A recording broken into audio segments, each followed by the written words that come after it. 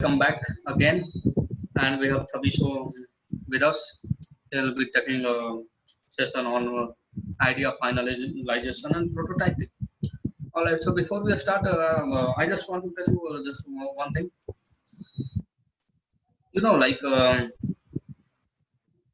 We experience this world through our five senses, right?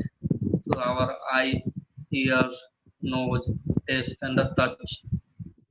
And whatever the brain learns and whatever it experiences through all these five senses, because we get the input from these and then we get on started again, get on the starter with the data received through these all senses.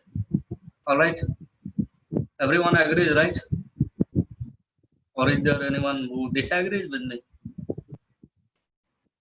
Yeah.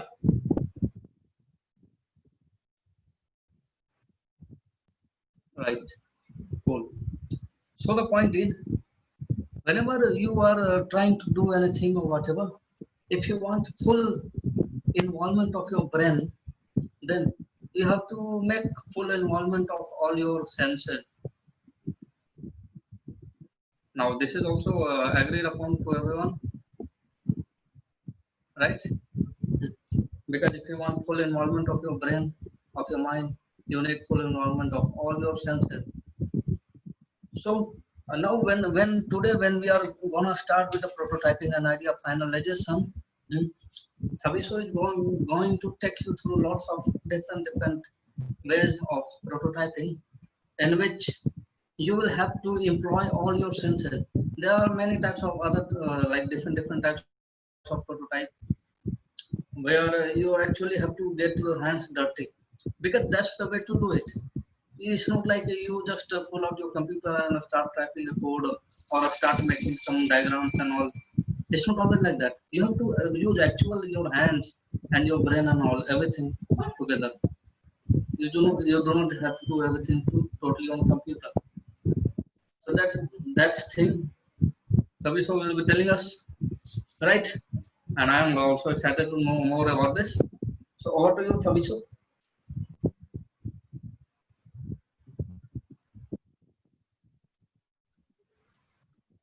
Okay. Hi, Yeah. everyone. How are you guys? It's good to be here with you again. I'm excited to do this portion of the design process because I think it's like one of my favorite ones. Today I borrowed somebody's workshop. She's a jeweler, so when you see the jewelry pieces there, don't have a problem with them. But in any case, today we'll be talking about prototyping. But before I get into prototyping and what will help you choose the best idea, I'm going to start by asking Diraj to project the design process that I introduced you guys to, just to show you where we've come from and where we are going. Okay? So Diraj, if you can share screen there. All right. So as you can see on your screen there, we all started with the problem, right? We first started by assuming what the problem could be. And then we went into interviewing people, observing, asking questions, trying out things so that we understand the problem better. And in understanding that problem better, we came up with a one statement problem statement, right? So various teams have various problem statements which are targeted to address a certain challenge within the community of India, right? And then what we did last week was now to start to think of the many ideas which we can basically say these are ideas towards solutions towards this problem that we have identified, right? So now you realize that some of the ideas are too many. So some of them, you'll find that you have 20 of them, even though you've grouped them into sub-teams, there'll still be a lot, right? So one way in which you sieve those that will work from those that won't work is we use a skill which we call sketch modeling, which is a component of prototyping, right? So as you can see in the design process there's a part called experimentation before choosing the best idea, right? So as you are thinking of ideas, you are also experimenting them. And usually you do this with just low cost resources. Like you don't buy material for that so that you can do that. So I'll give an example. Before I give an example of how the Pugh chart works, I'll give an example of how to sketch model and why sketch modeling would work, right? So, for example, for those of you who want to develop a digital solution, which will be like maybe based on a cell phone or whatnot, right?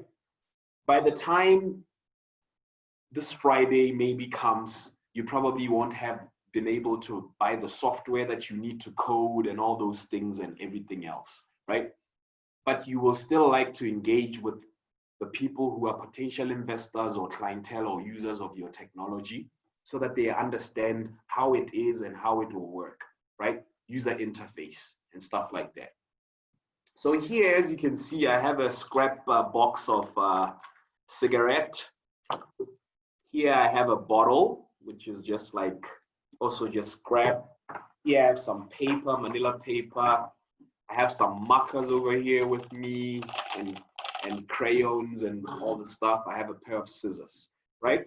So if I want to communicate to you that I'm developing a solution which will basically be cell phone based, and what you will do on the cell phone is you click this number and you press a hashtag, and then it will take you to the next system, and then you can be able to interact with the solution and how you've developed it. Because you won't basically probably have access to the digital solution yet, which is the software to develop it yet, you can use Scrap to design a fake cell phone, right?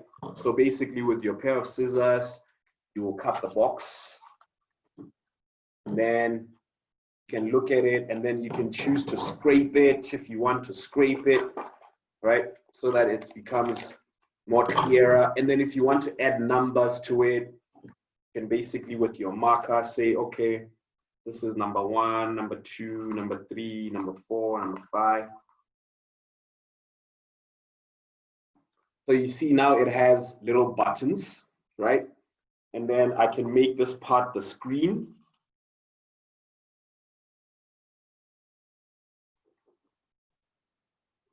So this will be number 1, number 2, number 3, number 4. So when I explain it to you, without having to take you to a link or a computer, I'll basically have it here and say, this is the cell phone, here's the screen, here are the buttons. For you to access our platform, dial 1, 4, 6, and then hash. And then it'll take you, it'll open up on the screen the link to our platform. And then when you get to our platform, then now, in addition to that, what you can even do, if you see here on the manila, I drew sort of like people. So I can basically say, this is Yukta. Yukta is a young lady from a certain region of India. Yukta wants to access our service. And so what she does, she walks every morning to a cell phone network provider area, which is based in the village. And she accesses the cell phone and then is able to dial whatever and then get into our platform. And in addition to that, even here, you can now draw the layout of how your platform works so that you can explain to them to say, when you go to the top right corner, you click on this, this will take you to here, and then you are able to find these there, and then you are able to access them, right? So I've managed to explain my solution, and I've managed to see the gaps as I'm drawing it out and as I'm laying it out with a simple gadget. And if people understand it, then they will ask me questions about it, and then I will take that feedback and use that to improve the idea that I'm trying to work on, right? And if this idea is solid enough, then I park it in the parking lot and say, okay, I'll take another one. I'll use an example of those people who want to do some things that are physical as well, right? So for example, with the kids in the remote areas, we decided the team that is working on that said, they are considering a digital platform, but they're also considering a physical platform for the remote kids to be able to access it, right? So I know there are some people who know how to make toy cars out of bottles like this ones. So basically you'll take the caps, and then you'll take some wire which cuts across the bottle on one end to the other. and then one end the other. And then at the end there, you put the bottle caps and they act as wheels. And then you are able to create a wheelie car, which before you are able to buy all the toys that you will need that will activate the creativity of the students, because the core curriculum does not allow for that. You can start with recycled stuff, make recycled props. And also the kids, because they have creativity, are able to improve on the small little toys that you have made. And then eventually, as you start attracting investors and attracting money, then you can buy good cars and good toys, which the kids can be able to interact with and activate their creativity and innovation. So these are some of the things that I wanted to explain to you. But now that we have many ideas and we want to narrow down all these ideas to several ideas, few ideas, so that we are able to pick the best idea, we will use what we call sketch modeling, which is an aspect of prototyping. And for those who want to do digital platforms, but don't want to do them on paper, like I was explaining, there's also out there in the world open source software, which you can use to code a simple thing, so that when you share screen, people, and as you click and you're explaining, people can actually see the mock-up of the design of the platform that you are saying you're creating, right? And then sometimes if you want to bring it to real life with your partner, what could happen is that another partner could be hidden somewhere, because the solution won't be active and working. So you will have to have somebody on the back end, so who becomes the back end person, right? So that back end person basically would be, they know the prompt. So when you say, I click on the right corner so that I release this, then that person will somehow bring into the picture that thing. Or if it's a call thing, you'll just hear them saying, oh, hello, we've received an SMS from you. How can we help you, right? And then in that case, you are seeing how the platform actually works. And then where you see a gap, that's where you give feedback on. And then the people can then think about, okay, when we are coding the final solution, how do we make sure that this gap is closed, right? So these are some of the things that you will be thinking about. And I like what Nishan said. The idea is to use all your 5 senses. And the idea is to use as much as possible resources around you that you can get with ease, right? Because you want to realize that the more you spend on resources, the more the solution is going to become expensive to the people that you are developing it for. So you want something that is very cheap, very easy to access, and very easy to make, so that everybody else who's eventually going to benefit from it will benefit from it at a low cost, because we know they are challenged when it comes to income, right? So now I will ask Diraj to take us through a Pugh chart so that I can explain how now, after we've narrowed using sketch modeling and we have few limited numbers, what can we do? Diraj, yeah, that's the one. So if you look on your screen there, we have there something that we call a Pugh chart. So this Pugh chart, we use it to vote for the best idea, right?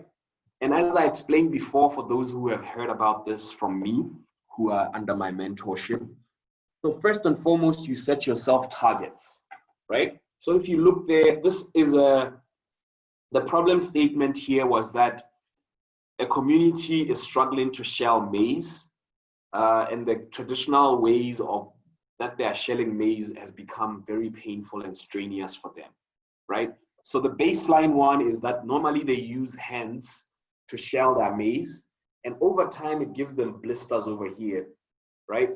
And then sometimes they use a stick, so they pile the maize and then they take the stick and pound it and pound it and pound it and pound it.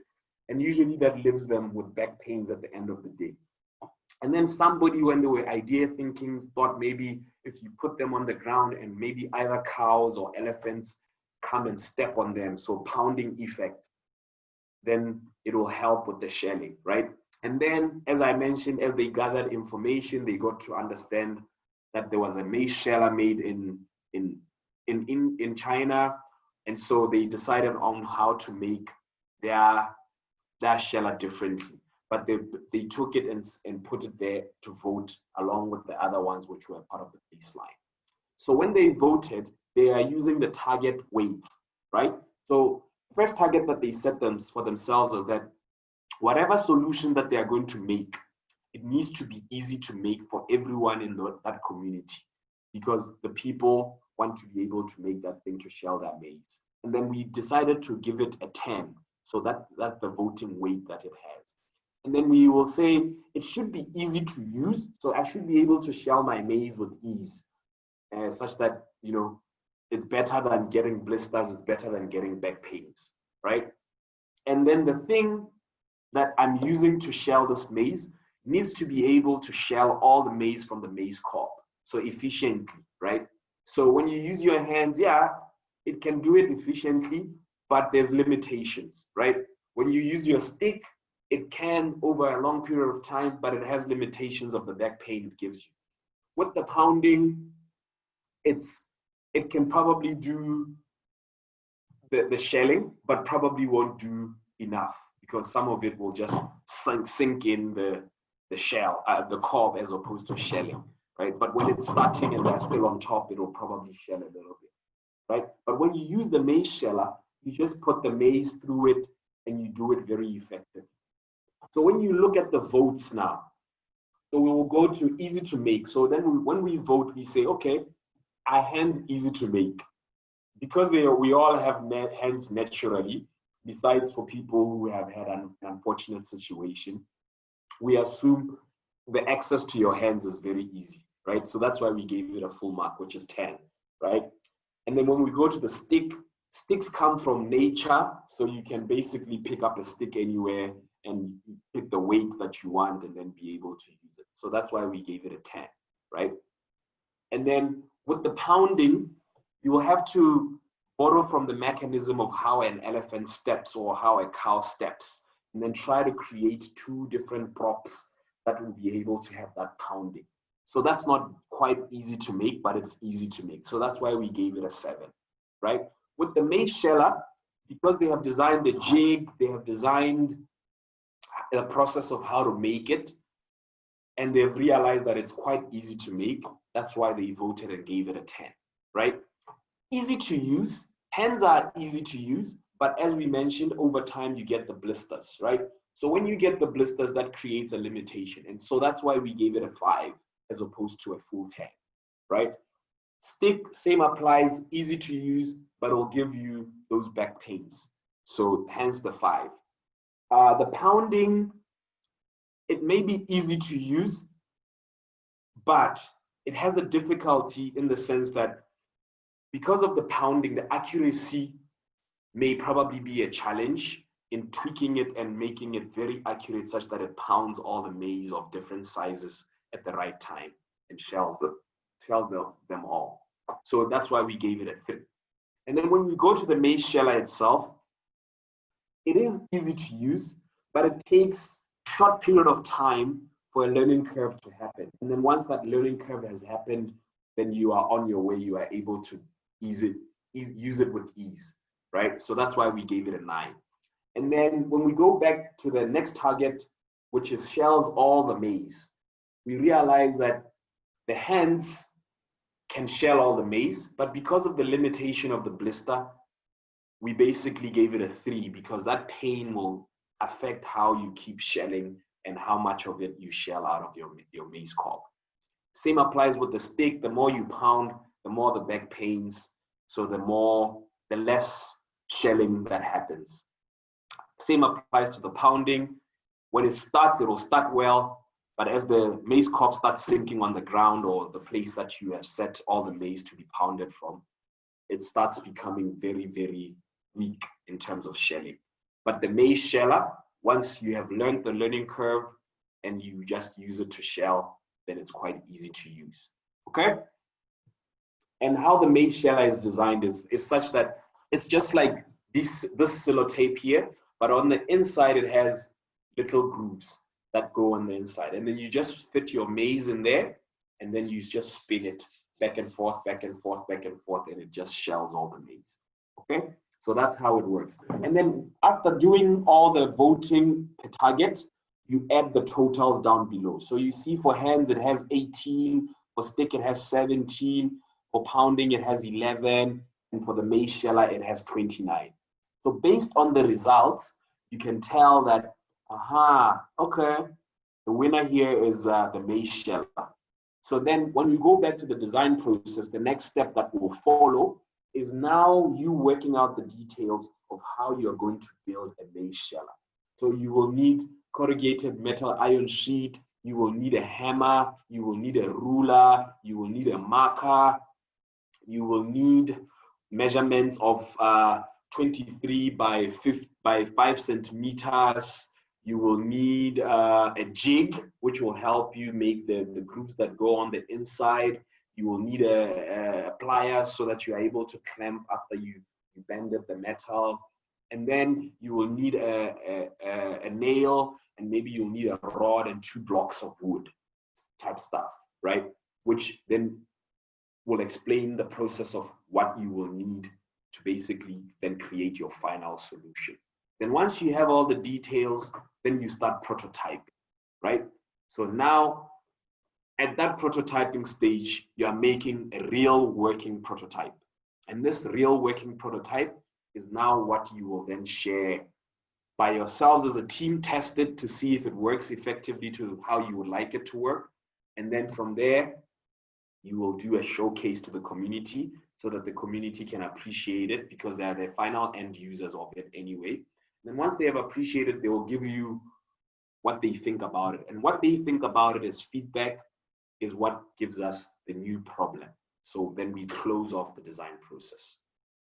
I will stop here momentarily just to take questions if there are any, particularly with regards to the Pugh chart, because that's the first thing you're going to use to narrow down your, with regards to sketch modeling, because that's the first thing you are going to use to narrow down your ideas and group them into themes.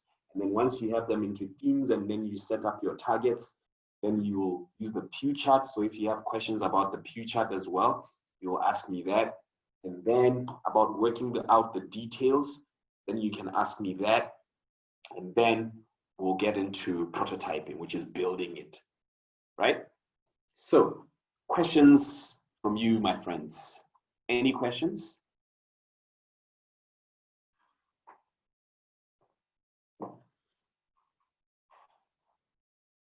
Feel free to type them, or you just switch off your mic, unmute your mic and just say, sir, you want to know, what if we have a few approaches to make a product, we vote for each as you showed, and all the scores nearly equal and none is too high? Aha. So I like that question a lot because I was actually about to explain it. So Diraj, if you don't mind taking us back to the Pugh chart again, just to explain a little thing there. All right, so say for example, our only competition was between the hands and the stick, right? And you can see that very close to each other, 18 and 17, right? And when you look at 10, 10, that's equal, 5, 5, that's equal. But when you look at the other target, which is it shells all the maize, that's a very important target for us, right? So we will look at the one with the greater score in the targets and then justify it as to why it's important to have this target. So if that other one is weak within a certain target, then, or it has a strength in another target but is weak on another target, you borrow strengths from this side to this side, and then you borrow strengths from this side to this side, so that you make one uniform thing, right? So if, for example, easy to use by here, we had the stick having a higher score for easy to use, we would borrow the strength of what makes a stick easy to use and incorporate it into the strength of the hand, so that we make a fully fledged technology that will address all the gaps that we have identified. So the Pugh chart is good because it helps you identify the weaknesses and the strengths of the ideas that you have based on the targets. And then that will allow you to be able to switch some strengths from one idea to the other, so that the final idea that you will end up with becomes very, very strong. I hope that answers you.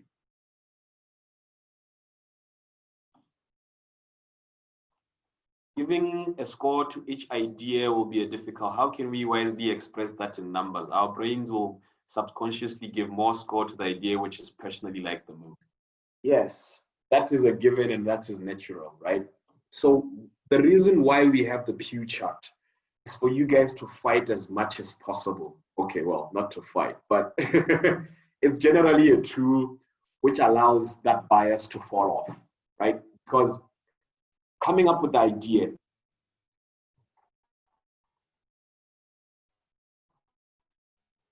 will be based on your sketch modeling, right?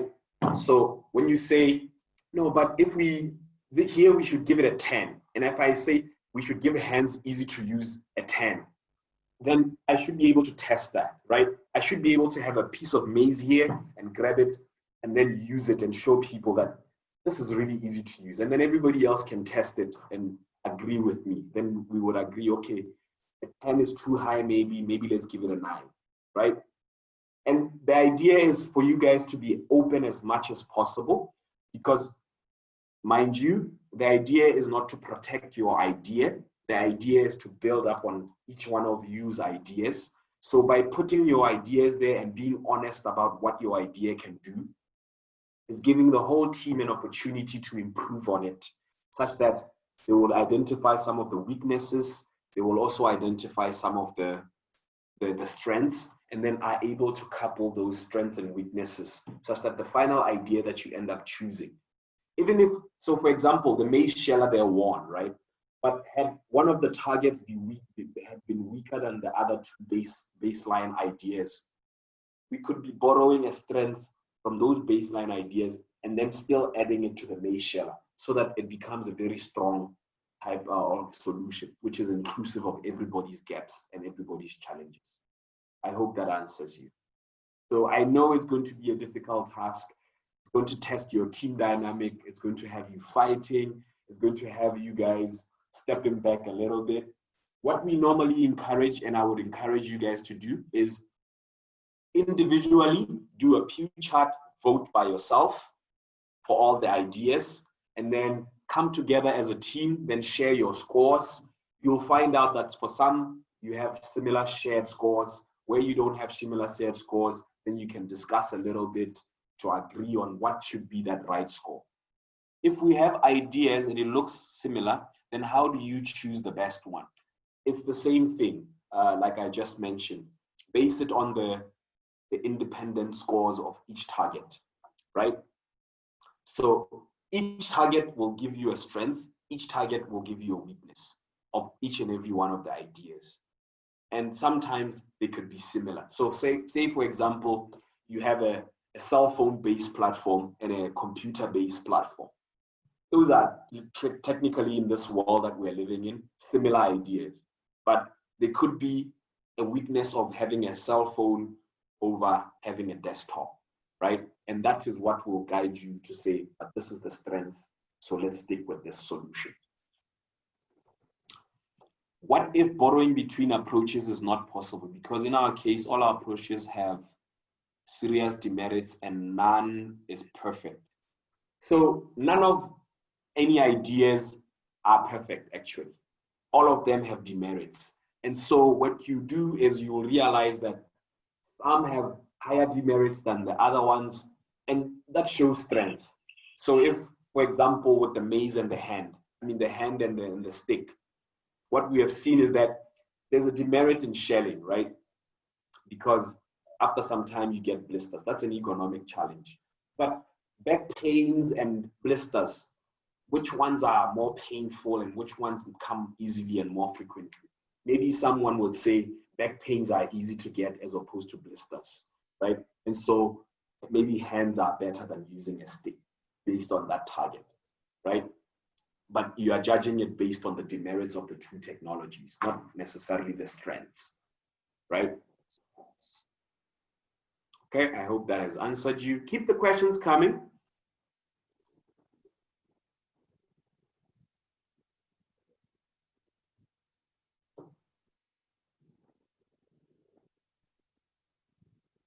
Any more questions? Did I answer all those that asked questions well? If you feel I didn't answer you well, feel free to notify me and I can go back on it again slowly.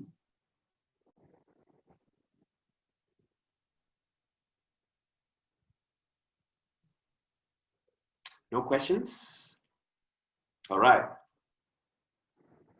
And if the ideas revolve around the same point, then, okay, I'm not sure I get that quite clearly, but as you know, all the ideas will revolve around the same point because all the ideas are tied towards addressing the problem statement that you have come up with, right?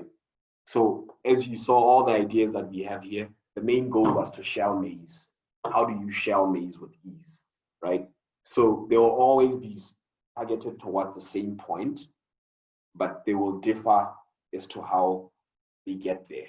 So how they get there is what you are analyzing using the Pugh chart.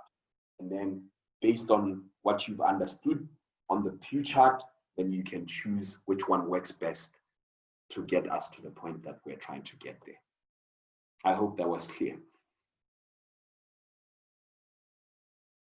Any other questions?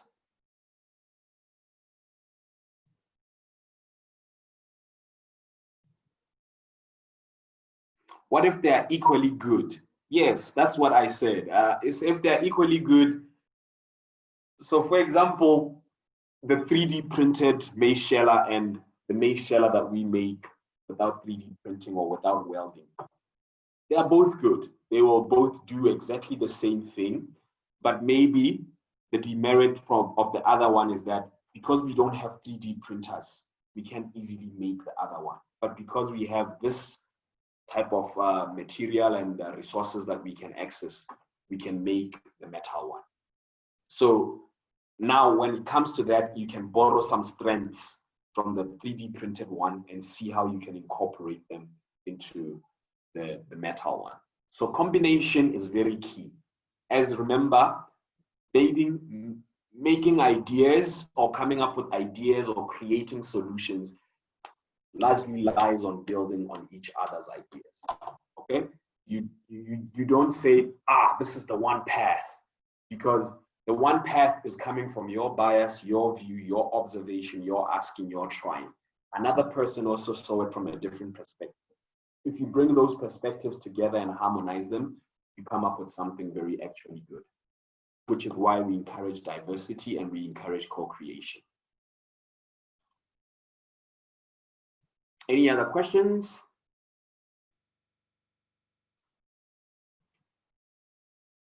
So, okay, I'll ask the questions now. So those who are working on digital platforms, are you clear as to how you can sketch model? Are you clear as to how you can come up with choosing the best idea? Are you clear as to how you can actually come up with a prototype?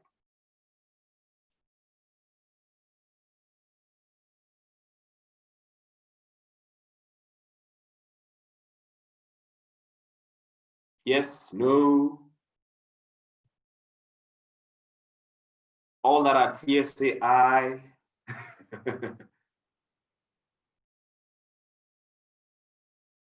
All right, so a little. So Stuti, if it's a little, then it is not enough. What can we do to make it enough? And Rishba, Shama, yes, sort of is also not enough. What can we do to make it enough? Okay, so I'll explain a little bit more.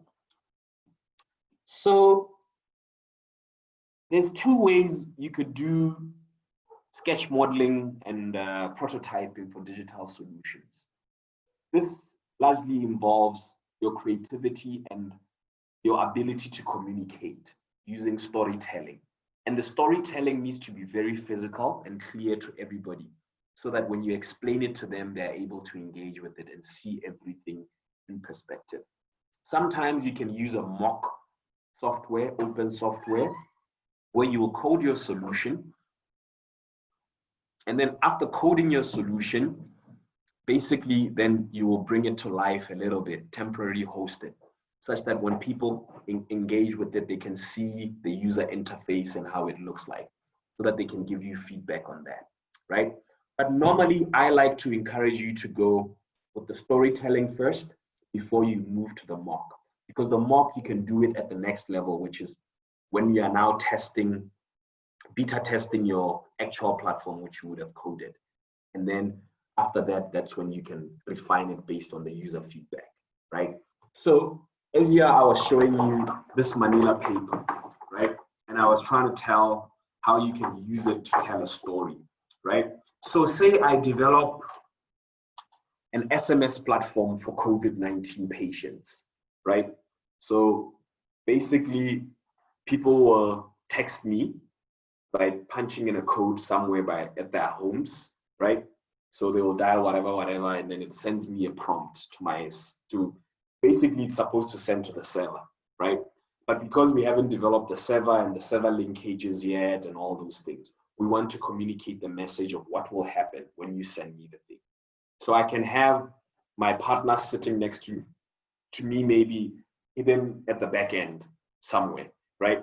Such that I will receive a text from him.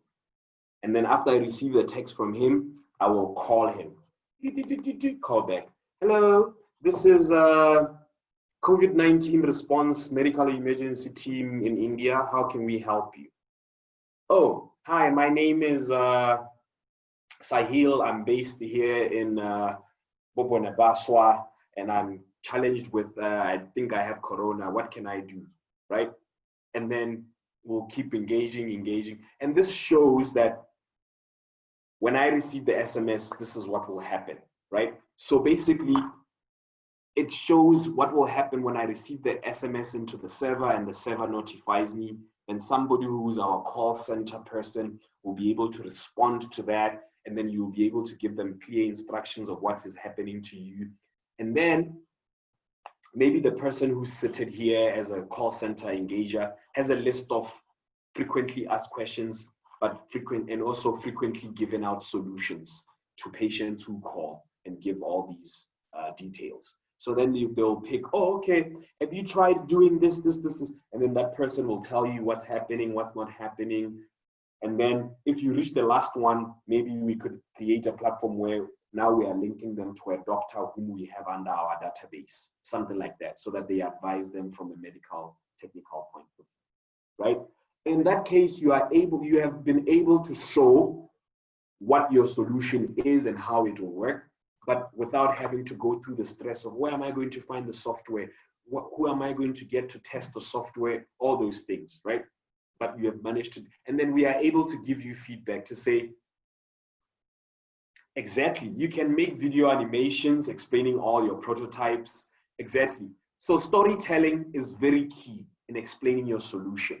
So once you explain your solution using animation and stories like that, then people are able to engage with you directly, right? So like right now, I bet if you were to ask me a question or to improve on how I presented, you would say, yeah, maybe instead of calling them immediately after receiving the SMS on the server, you could consider sending back a message to them to say, we have received your message, how can we help you? And then when they send you the details of how they can help you, maybe because it cuts time, then you will take them directly to, you'll call them and then guide them directly on what they should do next, right? So, but because I was able to show you the story, that's the only way you are able to poke it and then say, okay, maybe intervene here, or maybe improve here, or maybe discard this one altogether. And we tried this out once in Ghana. We were prototyping an SMS platform, but because we hadn't started coding it and we hadn't gotten access to the mobile network provider yet, we decided to do it in such a way. We call it the black box prototyping, where we are making do with what we have to show what could possibly happen, and then people can engage with that and give us feedback on that. So for many of the digital platforms, you will use that.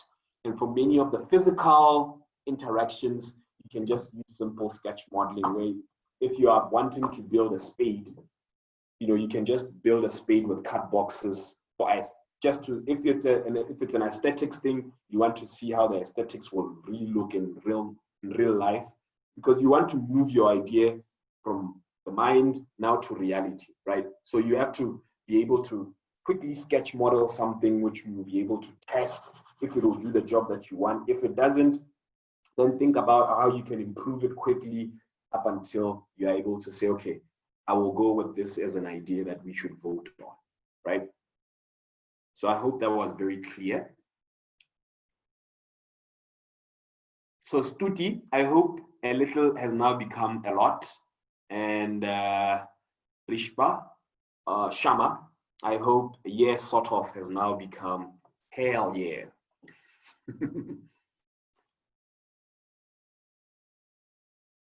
All right, Stuti agrees. Awesome. That's great.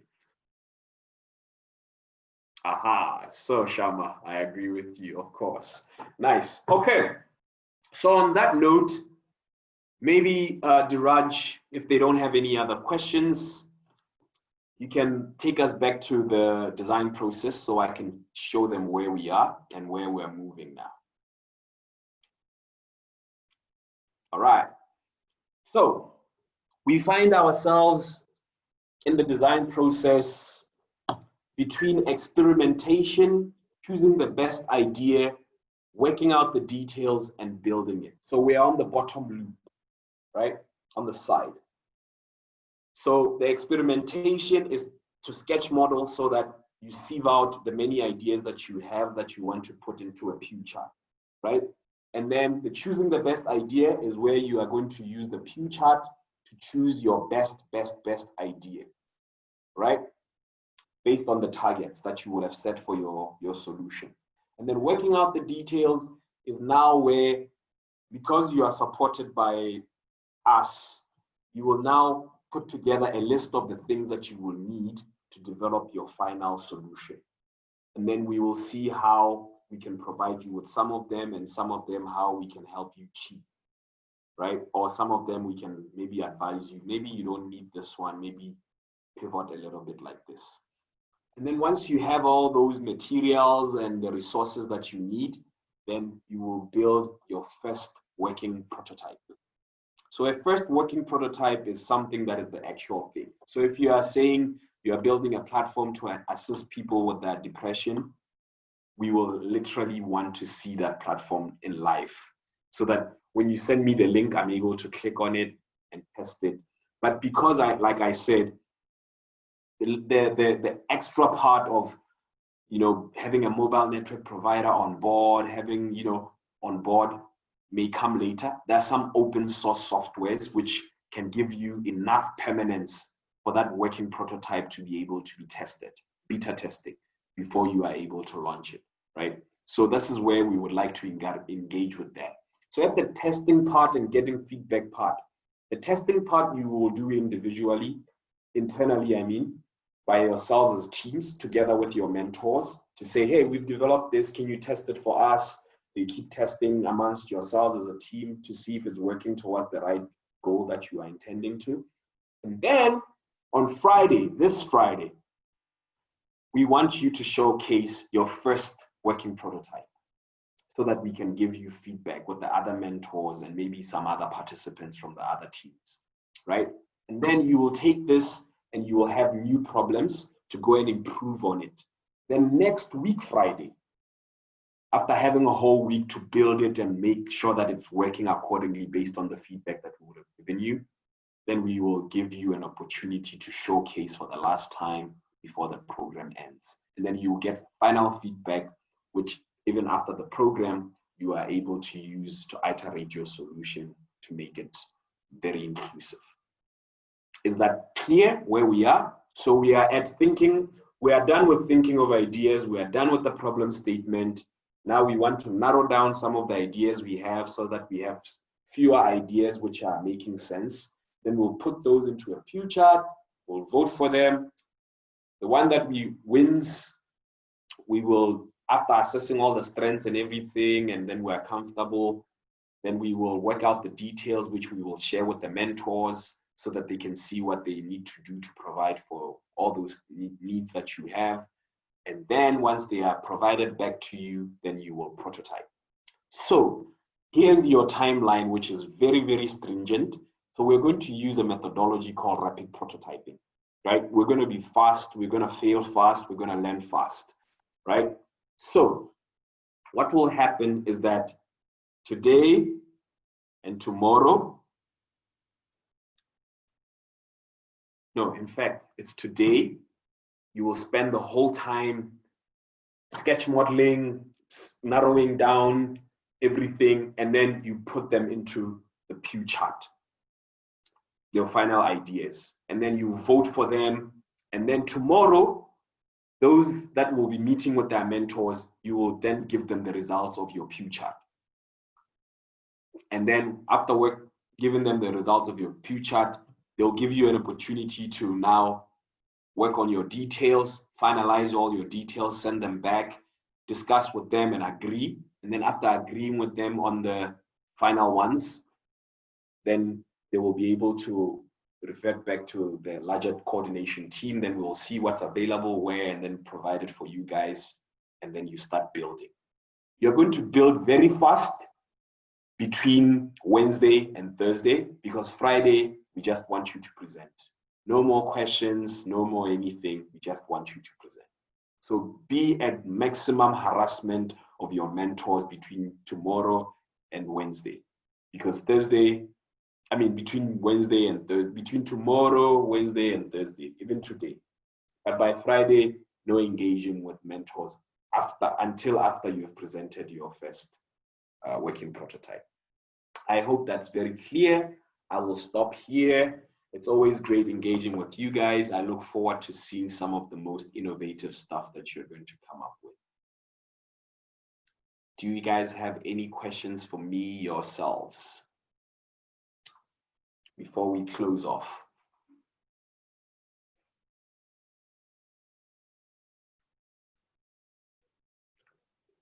If not, Diraj or Nishant, if you have any last words for them, this could be your time as well.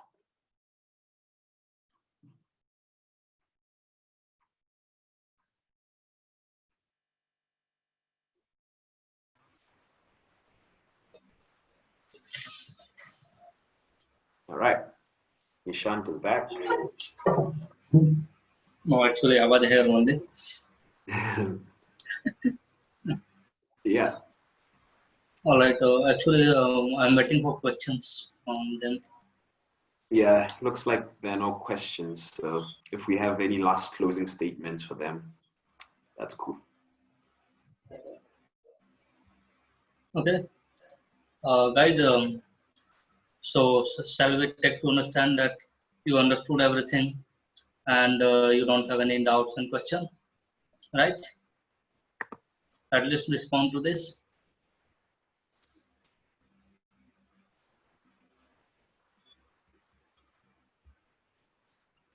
Okay, I'll take it as a Linux response then. All right, leave everything behind, whatever you have learned and like that. If you think that you can do lots of electronic and if you think you can do lots of software and all, just keep it aside for a moment and try to make others, send your story to them, send your solution story now, and try to, bring all your creativity into it, so that you can, in just in one shot, you are able to make the other person understand your solution quite well. They do not have any doubt over it, right? So just try to do that. And it will be fun, of course. It doesn't need to be so serious and so. I don't know why everyone is so quiet. It will be lots of fun. As Chaviso himself, the session, it was so awesome, man. So I'm still expecting lots of awesome prototypes and that things. So let's see how it goes on. All right. So any closing statement from you guys? Anything you guys want to say? How was it and all? Yeah.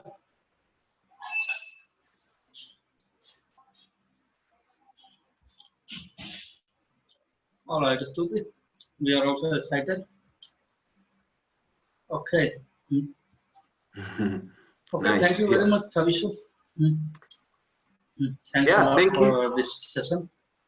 Thank We you, will everybody. enjoy. And my teams, we will meet on WhatsApp. The rest of everybody else will meet again, I think on Friday for the showcase.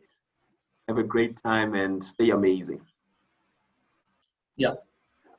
Before going, can we have a group selfie once again? Dheeraj? Yeah, sure. That'll be really nice. Let me switch on my. Everyone, turn on your video once again. Yeah, that'll be really nice. And Dheeraj, can you remove this spotlight? Cool.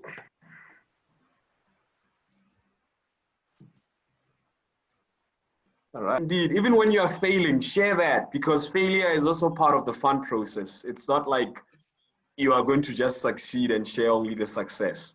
The Yeah. failure helps you rethink of a new way. Okay. So So always have keep us fun. posted, and we will keep you posted. Awesome. Yeah. Thank you. Bye, everyone.